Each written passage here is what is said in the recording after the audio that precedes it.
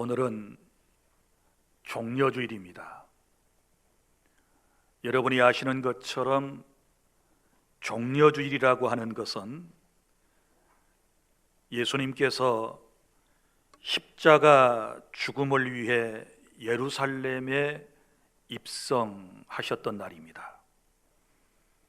예수께서 어린 나귀 새끼를 타고 예루살렘에 입성하실 때 많은 사람들이 종려나무 가지를 흔들며 호산나를 외치며 환영했다고 해서 영어로는 palm Sunday라고 부르기도 합니다.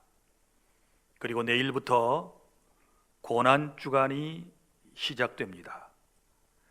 요일별로 예수님의 고난주간의 행적을 살펴보면 월요일에는 성전에 가셔서 성전을 정결하게 하시는 일을 했고, 화요일에는 종교인들과 말씀을 통하여 변론을 하셨고, 그리고 수요일에는 예수님께서 침묵으로 일관하시면서 하루를 지내시게 되는데, 특별히 가룟 유다가 예수님을 판 날이기도 합니다. 그리고 목요일에는 예수님께서 겟세마네 동산에서 기도하셨고 최후의 만찬을 행하셨으며, 금요일에는 오전 9시에 십자가에 못 박히셔서 오후 3시에 숨을 거두셨습니다.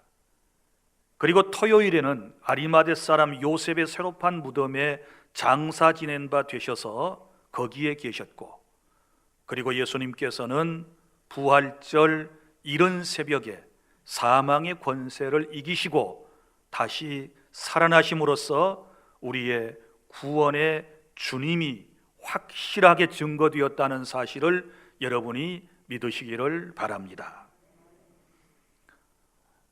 오늘 우리가 마태복음 27장을 읽었습니다. 마태복음 27장 전체의 내용은 시간적으로 볼 때 예수님께서 금요일 이른 새벽부터 예수님께서 있으셨던 그 일을 마태는 상세하게 기록을 했습니다. 먼저 1절부터 26절까지의 내용을 살펴보면 이런 내용입니다. 금요일 새벽에 모든 대제사장들과 백성의 장로들이 예수님을 죽이려고 함께 의논했고, 예수님을 은 30에 팔았던 가롯사람 유다는 양심의 가책을 느껴서 결국은 자살로 삶을 마감하게 되었습니다. 그리고 예수님은 이른 아침 총독 빌라도의 관정으로 끌려가 거기서 재판을 받으셨습니다. 당시 유대는 로마의 지배하에 있었습니다. 유대인들은 예수님을 신성 모독죄로 사형에 처해야 한다고 주장했지만, 유대인들의 사내들린 공회는 로마 정부의 허가 없이는 사형을 집행할 수 없었습니다.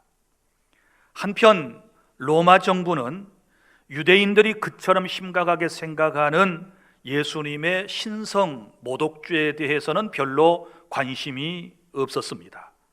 그래서 유대인들은 예수님을 기필코 죽이기 위해서 예수께서 유대의 왕임을 자처하면서 세금 내는 것을 거부했으며 이를 선동했다라고 하는 내란 음모 죄를 추가했던 것입니다.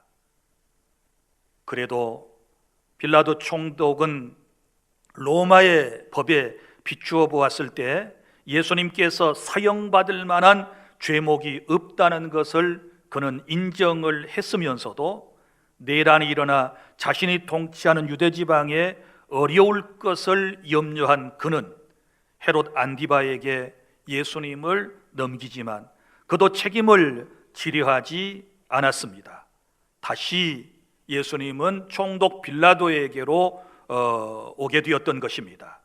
빌라도는 명절 때마다 죄수를 석방하는 관례에 따라 예수님을 석방하려고 했지만, 군중들은 악명 높은 바라바를 풀어달라고 소리를 쳤습니다. 그리고 빌라도는 성난 군중을 달랠 수 없게 되자 양심의 소리와 로마의 법을 무시하고 예수님을 채찍질하게 하고 십자가에 못 박히게 넘겨주었다라고 기록하고 있습니다. 이제 오늘 본문 27절부터 50절까지 말씀은 그 이후에 된 일들을 오늘 제가 여러분에게 낭독을 해 드렸습니다. 자, 첫째로 본문의 27절부터 50절까지의 말씀, 나를 위하여 고난받으신 예수님에 대한 말씀이 기록되어 있습니다. 예수님께서 순환당하신 모습을 아주 상세하게 기록을 하고 있는데, 제가 27절부터 50절까지의 내용을 어린이들이 읽는 쉬운 성경을 참고로 해서 여러분들에게 이 내용을 말씀해 드리겠습니다. 27절부터입니다. 총독의 군인들이 예수님을 총독의 관저로 끌고 들어갔습니다. 그러자 모든 부대원이 예수님 주위로 모였습니다. 그들은 예수님의 옷을 벗기고 대신 붉은색 옷을 입혔습니다. 그리고 가시로 왕관을 엮어 예수님의 머리에 씌웠습니다. 그들은 예수님의 오른손에 지팡이를 쥐어 주었습니다. 그리고 유대인의 왕 만세라고 말하며 예수님께 무릎을 꿇고 절하면서 놀렸습니다. 그들은 예수님께 침을 뱉고 지팡이를 빼앗아 머리를 쳤습니다. 예수님을 실컷 조롱한 후 붉은색 옷을 벗기고 원래의 옷으로 다시 입혔습니다. 그리고 예수님을 십자가에 매달아 죽이려고 끌고 갔습니다. 32절부터 보면 군인들이 나가다가 구레네 출신의 시몬이라는 사람을 만났습니다. 군인들은 그에게 강제로 예수님의 십자가를 지고 가게 하였습니다. 그들은 골고다라는 곳으로 갔습니다. 골고다는 해골의 땅이라는 뜻입니다. 군인들은 예수님께 쓸개즙을 섞은 포도주를 주어 마시게 했습니다. 그러나 예수님께서는 맛을 보시고는 마시려 하지 않으셨습니다. 군인들이 예수님을 십자가에 못 박고 제비 뽑아 예수님의 옷을 나누어 가졌습니다. 그리고 거기 앉아서 예수님을 계속 지켜보았습니다. 그들은 예수님의 머리 위에 이 사람은 유대인의 왕 예수다라고 쓴 죄패를 걸어 놓았습니다. 그때의 두 강도가 예수님과 함께 십자가에 못 박혔습니다. 한 사람은 오른쪽에, 다른 한 사람은 왼쪽에 매달았습니다. 지나가던 사람들이 고개를 저으면서 예수님께 욕을 했습니다. 성전을 헐고 3일 만에 다시 세운다는 사람아, 내 자신이나 구원하여라. 만일 하나님의 아들이라면 십자가에서 내려와 보아라. 이와 같이 대제사장들도 율법학자들과 장로들과 함께 예수님을 조롱하며 말했습니다. 이 사람이 다른 사람들은 구하면서 자기 자신은 구하지 못하는구나. 그는 이스라엘 왕이니 지금 십자가에서 내려오라지. 그러면 우리가 그를 믿겠다. 그는 하나님을 믿는다는데 하나님께서 원하신다면 그를 당장 구원해 주시라고 그래라. 자신이 나는 하나님의 아들이라고 했으니까 말이다.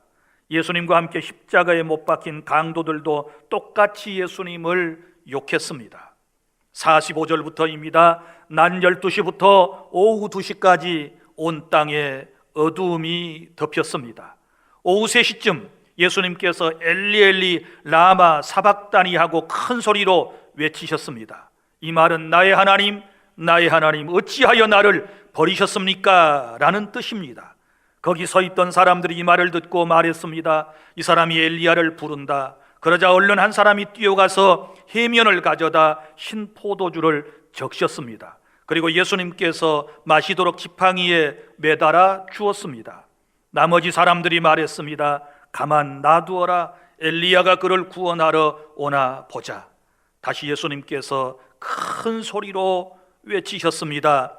그리고 숨을 거두셨습니다. 사랑하는 여러분, 하나님의 아들이신 예수 그리스도께서 저와 여러분을 구원하기 위하여 사람의 몸을 입고 이 땅에 오셔서 순환받으시는 장면, 그리고 십자가에 매달려 죽으시는 장면을 여러분이 들으셨습니다. 그러면 예수님께서 왜 이런 순환을 당하셨을까요? 이렇게 고난받고 죽으신 이유가 도대체 무엇이었을까요? 보통 사람들은 자기 자신의 죄 때문에 그 죄값을 치르게 됩니다. 그러나 예수 그리스도는 죄가 없으신 분이심에도 불구하고 엄청난 이런 순환을 받고 십자가에서 피를 쏟고 죽으셨습니다. 여기에 대하여 여러분이 좀 상세한 주님의 음성을 듣기를 원하신다면 우리 구약성경 이사야 53장 1절부터 12절까지 말씀을 살펴보셔야 합니다. 예수님 탄생 수백 년 전에 이 땅에 와서 하나님의 말씀을 받아 인간들에게 선포했던 이사야는 오늘 이 사실에 대하여 이렇게 예언을 하고 있습니다. 제가 이사야 53장 1절부터 12절 마지막 절까지 말씀을 낭독해 드리겠습니다. 우리가 전한 것을 누가 믿었느냐? 여호와의 팔이 누구에게 나타났느냐? 그는 주 앞에서 자라나기를 연한 순 같고 마른 땅에서 나온 뿌리 같아서 고운 모양도 없고 풍채도 없은즉 우리가 보기에 흠모할 만한 아름다운 것이 없도다. 그는 멸시를 받아 사람들에게 버림받았으며 간고를 많이 겪었으며 질고를 아는 자라. 마치 사람들이 그에게서 얼굴을 가리는 것 같이 멸시를 당하였고 우리도 그를 귀히 여기지 아니하였도다. 그는 실로 우리의 질고를 지고 우리의 슬픔을 당하였거늘 우리는 생각하기를 그는 징벌을 받아 하나님께 맞으며 고난을 당한다 하였노라. 그가 찔림은 우리의 허물 때문이요 그가 상함은 우리의 죄악 때문이라. 그가 징계를 받음으로 우리는 평화를 누리고 그가 채찍에 맞음으로 우리는 나음을 받았도다. 우리는 다 양 같아서 그릇 행하여 각기 제 길로 갔거늘 여호와께서는 우리 모두의 죄악을 그에게 담당시키셨도다. 그는 곤욕을 당하여 괴로울 때에도 그의 입을 열지 아니하였으며 마치 도수장으로 끌려가는 어린 양과 털 깎는 자 앞에서 잠잠한 양같이 그의 입을 열지 아니하였도다. 그는 곤욕과 신문을 당하고 끌려갔으나 그 세대 중에 누가 생각하기를 그가 살아있는 자들의 땅에서 끊어짐은 마땅히 형벌을 받을 내 백성의 허물 때문이라 하였으리요. 그는 강포를 행하지 아니하였고 그의 입에 거짓이 없었으나 그의 무덤이 악인들과 함께 있었으며 그가 죽은 후에 부자와 함께 있었도다. 여호와께서 그에게 상함을 받게 하시기를 원하사 질고를 당하게 하셨은즉 그의 영혼을 속건제물로 드리기에 이르면 그가 씨를 보게 되며 그의 날은 길 것이요 또 그의 손으로 여호와께서 기뻐하시는 뜻을 성취하리로다. 그가 자기 영혼에 수고한 것을 보고 만족하게 여길 것이라. 나의 의로운 종이 자기 지식으로 많은 사람을 의롭게 하며 또 그들의 죄악을 친히 담당하리로다. 그러므로 내가 그에게 존귀한 자와 함께 몫을 받게 하며 강한 자와 함께 탈취한 것을 나누게 하리니 이는 그가 자기 영혼을 버려 사망에 이르게 하며 범죄자 중 하나로 헤아림을 받았음이니라. 그러나 그가 많은 사람의 죄를 담당하며 범죄자를 위하여 기도하였느니라.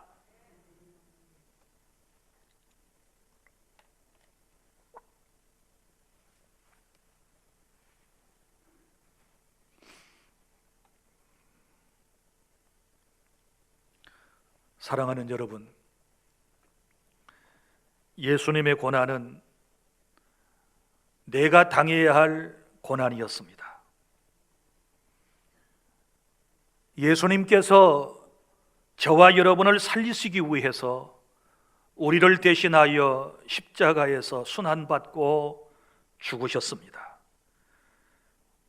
이사야 53장 1절부터 3절까지는 우리 대신 버림받으신 예수님, 4절부터 6절까지는 우리 대신 질고와 죄를 담당하신 예수님, 7절부터 9절까지는 우리 대신 죽으신 예수님, 그리고 10절부터 12절까지의 말씀은 우리를 위하여 승리하신 예수님에 대하여 예언을 하고 있습니다.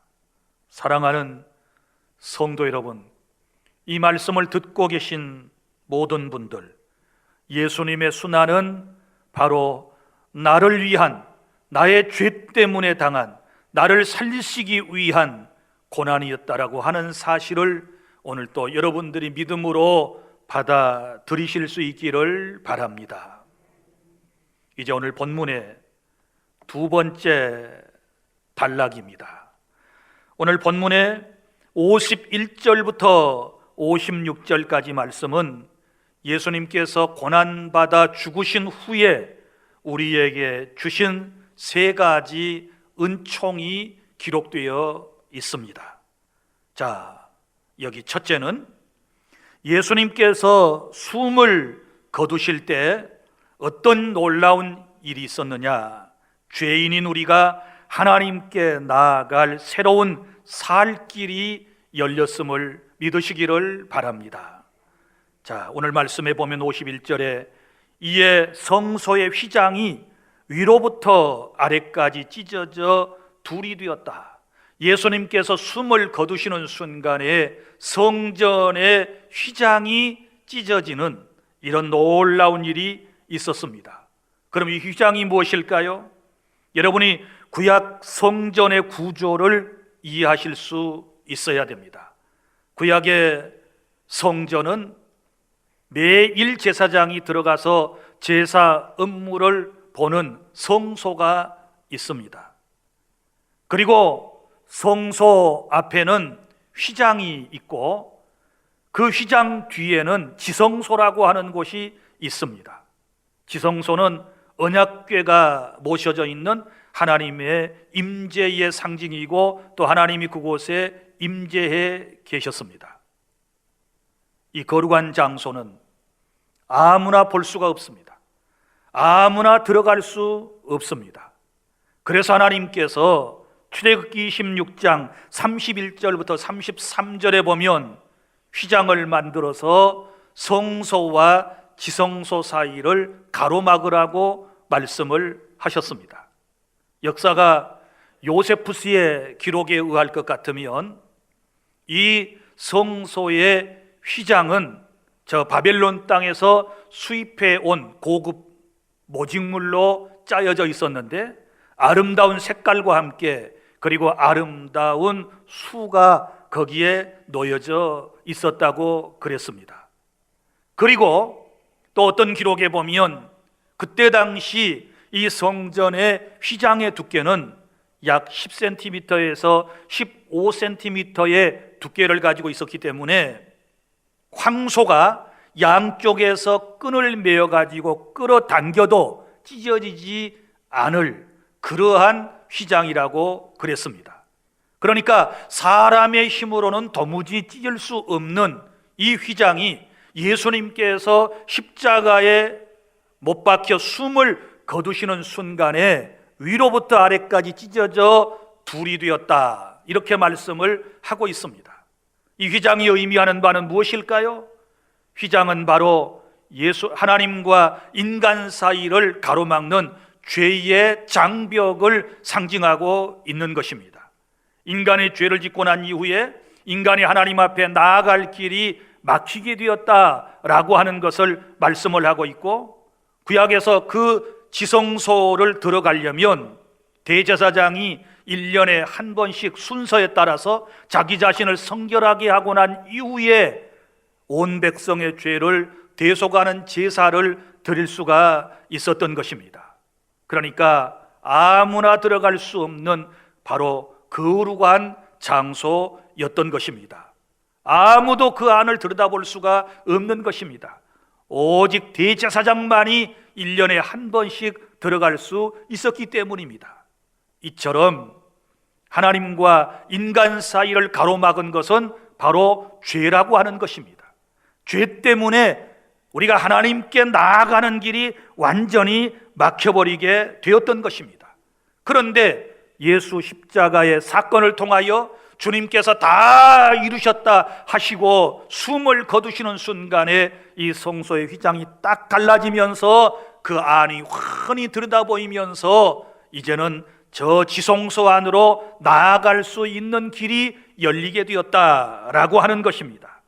여러분, 죄인된 인간이 하나님께 자유롭게 나갈 수 있는 길이 예수 그리스도의 십자가 사건을 통하여 우리에게 제공되었다라고 하는 사실을 믿으시기를 바랍니다. 이 사실에 대하여 히브리서 기자는 히브리서 10장 19절부터 20절에 이렇게 분명하게 말씀을 했습니다. 그러므로 형제들아, 우리가 예수의 피를 힘입어 성소에 들어갈 담력을 얻었나니 그 길은 우리를 위하여 열어놓으신 새로운 살 길이요 휘장은 곧 그의 육체니라. 할렐루야.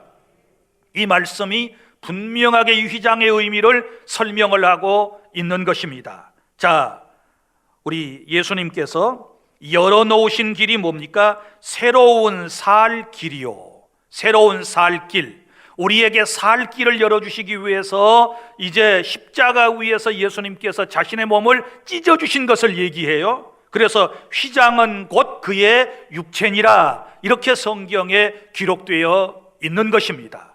사랑하는 주안의 성도 여러분, 자신의 몸을 휘장처럼 찢으셔서 우리에게 새로운 길, 살 길, 곧 하늘 길을 우리 예수님께서 저와 여러분에게 열어주셨음을 믿으시기를 바랍니다. 찬송가 493장 하늘 가는 밝은 길이 내 앞에 있으니, 하늘 가는 밝은 길을 누가 열어주셨습니까? 예수님께서 저와 여러분에게 열어주신 것입니다. 요한복음 14장 6절에 내가 곧 길이요 진리요 생명이다 라고 말씀을 하셨고, 나로 말미암지 않고는 아버지께로 갈 자가 없다라고 말씀을 하셨습니다. 예수님만이 하나님께로 나아가는 길이 되는 것이고, 예수님만이 천국에 들어갈 수 있는 길이 된다라고 하는 사실을 믿으시기를 바랍니다. 이처럼 예수 그리스도의 십자가의 사건은 우리에게 이처럼 중요한 의미를 담고 있다는 사실을 절대로 잊어버리지 마시기를 바랍니다. 여러분, 주님이 자기 자신의 몸을 휘장처럼 찢으셔서 우리로 하여금 천국에 들어갈 수 있는 길을, 하나님 앞에 감히 나갈 수 있는 길을 열어주셨기 때문에 오늘 또 죄인된 우리가 예수의 이름을 믿고 구원받아서 이 예배를 통하여 하나님 은혜의 보좌 앞에 나아갈 수 있게 된 놀라운 은총을 입었음을 감사하시기를 바랍니다. 그 다음에 예수님께서 십자가에서 숨을 거두시는 순간에 일어났던 두 번째 사건을 통하여 51절 하반절부터 53절 말씀, 우리에게 부활의 산 소망을 허락하여 주셨습니다. 자, 여기 말씀에 보면 51절 하반절부터 땅이 진동하며 바위가 터지고 무덤들이 열리며 자던 성도의 몸이 많이 일어나되 예수의 부활 후에 그들이 무덤에서 나와서 거룩한 성에 들어가 많은 사람에게 보이니라. 아멘. 놀라운 사건입니다. 이 말씀은 사복음서 가운데 마태복음에만 기록되어 있는 말씀입니다.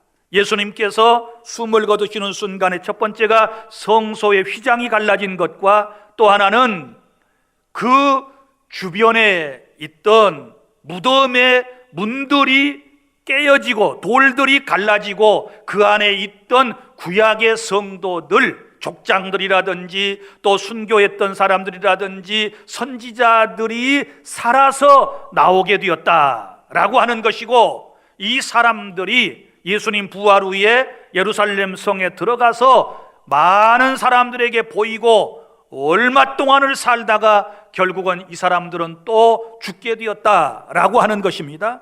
여기 말씀에 보면 자던 자들이 일어났다, 우리 유대인들의 무덤 구조를 좀 생각해 볼 필요가 있습니다. 유대인들의 무덤은 바위굴 무덤이에요. 바위를 파가지고 그 안에 시신을 안치해 두고 그 다음에 큰 돌로 그 무덤문을 이제 막아버리게 되는 것이지요. 그런데 예수님이 숨을 거두시는 순간에 그 돌 무덤의 문이 박살이 나고 깨어지면서 그 안에 죽어있던, 잠들어 있던 사람들이 살아났다. 그래서 죽음을 잠잔다, 또 일어났다, 이런 표현을 본문에서 쓰고 있는 것은, 여러분, 잠자는 사람은 죽은 사람이 아니에요. 살아있는 상태에서 자는 것이고, 자는 사람은 언젠가 일어나는 거예요. 그러니까 죽음을 잔다라고 하는 것은, 그리고 일어난다는 말은 부활을 염두에 두고 하는 말씀이에요. 그리고 지금 이 당시에 살아났던 수많은 사람들은 소생이라고 하는 것이고, 우리가 부활이라고 하는 말은 쓰지 않습니다. 그럼 소생과 부활의 다른 점은 무엇일까요? 자, 이분들은 살아났다가 얼마 동안 살았을 거예요. 자기 인생의 수완을 얼마 동안 살다가 또 죽었어요. 그래서 이것은 소생이라고 그래요. 예수님 시대에 예수님이 살려주셨던 사람들이 몇 명이 있어요. 그 사람들은 살아났다가 또 죽었어요. 야이로의 딸도 나사로도 살아났다가 또 죽었단 말이에요. 그래서 소생이에요. 그러나 부활은 뭐냐? 이제 사흘 후에 예수님이 십자가에 금요일날 못 박히셨다가 주일 새벽에 예수님이 다시 살아나시잖아요. 이걸 부활이라고 그러는데, 부활하신 예수님은 다시 쇠하지 아니하고 썩지 아니할 영광스러운 몸으로 다시 살아나는 것을 부활이라고 그래요. 부활한 다음에는 영원히 살기 때문에 죽지 않는 거예요. 그래서 여러분이 기억하셔야 할 것은 소생과 부활은 다르다. 그러나 이 소생하는, 잠자던 사람이 다시 살아난 사건을 통하여 우리에게 부활이 있다는 것을 말씀하는 것이고, 또 예수님 자신이 부활의 첫 열매가 되셔서 우리에게 부활의 산 소망을 주셨다는 사실을 믿으시기를 바랍니다. 사랑하는 여러분, 죽음을 두려워하지 마십시오. 죽어야 다시 살 수 있습니다. 한 알의 밀알이 땅에 떨어져 한 알 그대로 있으면 그것은 싹을 피우지 못합니다. 그러나 그 밀알이 썩어졌을 때 다시 거기에서 새로운 생명이 나오는 것처럼, 여러분, 그리스도인인 저와 여러분들은 영원한 생명이 있고, 그리고 한 번은 누구나 다 세상에서 죽을 것입니다. 그러나 우리에게는 영원한 생명이 있기 때문에 우리는 죽지만 다시 그리스도께서 오실 때 부활체를 입게 될 줄로 믿으시기를 바랍니다. 여러분, 우리 기독교는 부활의 종교입니다. 어떻게 죽는 사람이 다시 살 수 있습니까?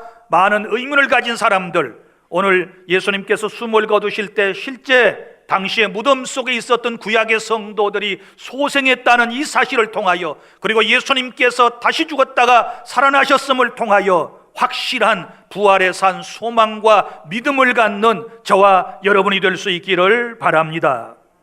그 다음에 또한 세 번째, 예수님께서 숨을 거두신 이후에 인생에게 주신 놀라운 은총은 54절입니다. 54절 낭독하겠습니다. 백부장과 및 함께 예수를 지키던 자들이 지진과 그 일어난 일들을 보고 심히 두려워하여 이르되 이는 진실로 하나님의 아들이었도다 하더라. 아멘. 하나님의 아들이심을 확증해 주는 놀라운 은총을 베풀어 주셨습니다. 여기 백부장과 그와 함께 예수를 지키던 자들은 누구입니까? 예수님의 시신이 안치되어 있는 돌무덤을 지금 지키고 있는 거예요. 왜냐하면 그 돌무덤 속에 예수님의 시신을 제자들이나 다른 사람들이 훔쳐다가 어디다가 놓고서 예수님이 부활했다, 말씀하시던 대로 다시 살아나셨다라고 할까 봐서 그것을 미연에 방지하기 위해서 지금 여러 명의 군대와 로마의 백부장이 지키고 있는 것입니다. 그럼 이 사람들은 어느 나라 사람들일까요? 로마 사람들이죠. 백부장은 로마인입니다. 그리고 지키던 군인들도, 유대인들은 군인이 없어요. 로마 군인들을 얘기하는 것입니다. 그러니까 이방인들이 그것을 지키고 또 그곳에서 되어진 일들을 지금 체험을 하는 거예요. 지진이 일어났습니다. 그리고 그 일어난 일들을 보고 무덤이 터지면서 구약시대에 죽었던 사람들이 살아나는 일을 보고 심히 두려워하여 이는 진실로 하나님의 아들이었도다, 이런 고백을 하고 있는 것입니다. 여기에서 특별히 마태가 로마인들이 이런 고백을 했다라고 하는 것은 기독교의 복음이 유대인들을 넘어서 이방인들에게 확대되고 있다라고 하는 것을 의도적으로 쓰고 있는 것이고, 또 누가복음에서는 누가복음 23장 48절에서는 이를 구경하러 모인 유대 무리들이 다 가슴을 두드리며 돌아갔다, 이렇게 기록을 하고 있습니다. 그러니까 유대인들도 그 모습을 똑같이 보았지만 가슴을 두드리며 돌아갔다, 애통하며 돌아갔겠지요. 안타까운 심정으로 돌아갔겠지요. 그리고 마음속에 진실로 하나님의 아들이시구나 라고 하는 그런 고백을 하게 되었을 것입니다. 사랑하는 여러분, 예수 그리스도의 십자가의 죽으심을 통해서 예수님은 하나님의 아들 되심을 많은 사람들이 믿게 된 줄로 믿으시기를 바랍니다. 오늘 설교를 듣는 여러분들 가운데 나는 여러분들의 신앙이 어떠한지 잘 모르겠습니다. 여러분들은 예수 그리스도를 누구라고 믿고 계십니까?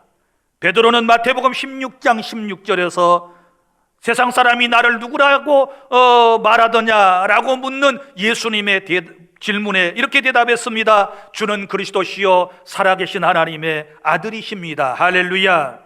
예수님 부활하신 이후에도 예수님을 만난 수많은 사람들이 진실로 예수 그리스도는 하나님의 아들이십니다, 이런 고백을 하는 것을 볼 수 있습니다.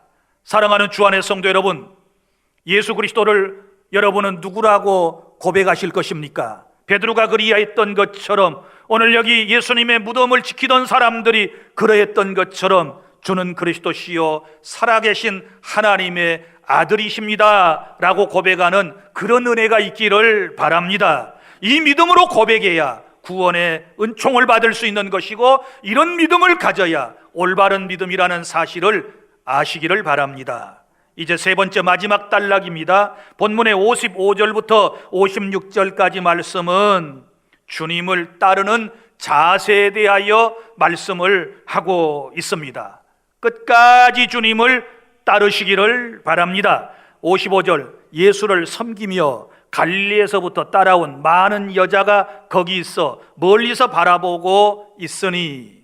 자, 예수님의 무덤에까지 따라간 사람들, 물론 십자가에 매달릴 때까지는 수많은 사람들이 거기 있었습니다. 그런데 예수님의 무덤까지 따라가서 그 무덤을 바라보고 있는 사람들을 지금 여기 말씀을 하고 있는데, 어디서부터 따라왔어요? 저 멀리 북부지방 갈릴리에서부터 따라온 많은 여자가 거기 있어 멀리서 바라보고 있으니, 그 중에 막달라 마리아와 또 야고보와 요셉의 어머니 마리아와 또 세베대의 아들들의 어머니도 있더라. 많은 여인들 가운데 지금 여기 두 명의 마리아와 그리고 세베대의 아들들의 어머니도 거기 있었다, 이렇게 말씀을 하고 있습니다. 자, 예수님의 제자들 가운데 이제 끝까지 이 자리에까지 있었던 사람은 딱 한 명뿐인데, 요한복음 19장 26절에 보면 오직 요한만이 그들과 그곳에 함께 있었던 것입니다. 그러면 여러분, 나머지 제자는 다 어디 있습니까?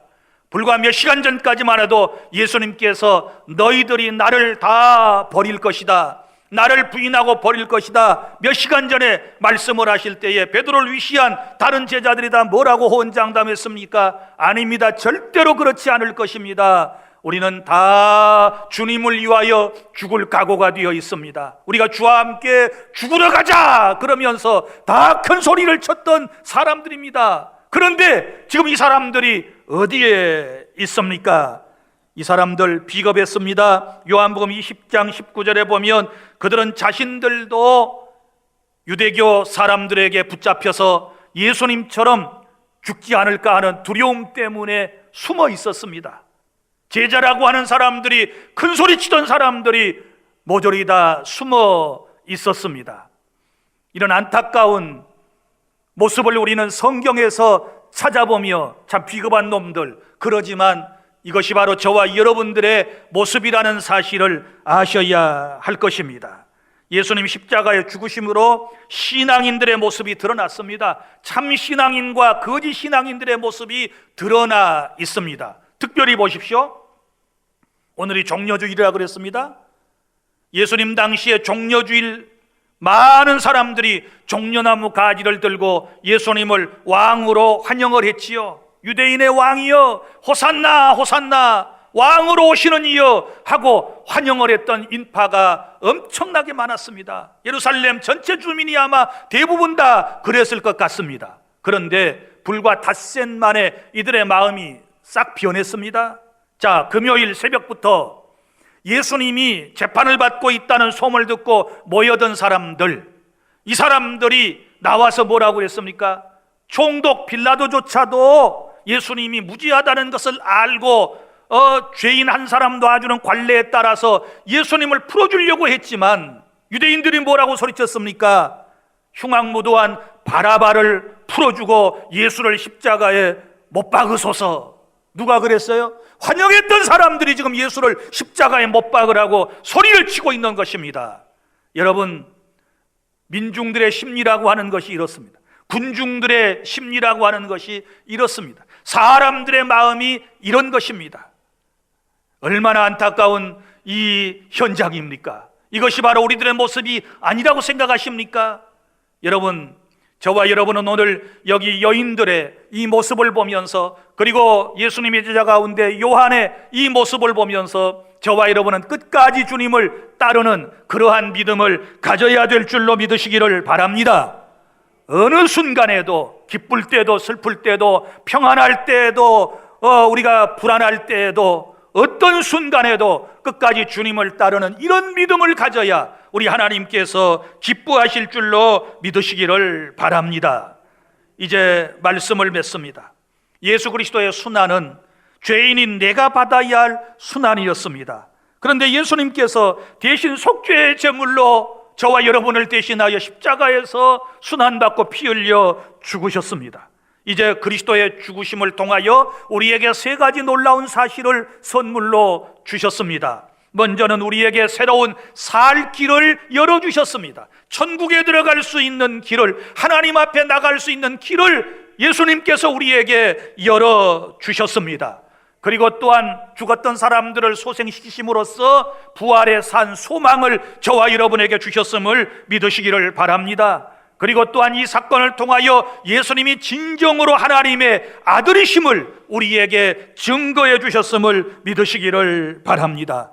예수님이 숨을 거두시는 그때에 신앙인들의 모습이 드러났다고 제가 말씀을 드렸습니다. 끝까지 함께하는 사람과 큰소리치고 함께하지 못했던 사람들의 모습이 드러났다고 말씀을 드렸습니다. 사랑하는 성도 여러분, 이제는 예수 그리스도를 확실하게 우리가 구주로 영접해야 되겠는데, 내 주님은 살아계신 하나님의 아들이시며 우리의 구주이십니다 라는 고백과 함께 끝까지 주님을 섬기며 끝까지 주님을 따르게 되었을 때 부활의 놀라운 은총을 저와 여러분은 입게 될 줄로 믿으시기를 바랍니다. 기도하겠습니다.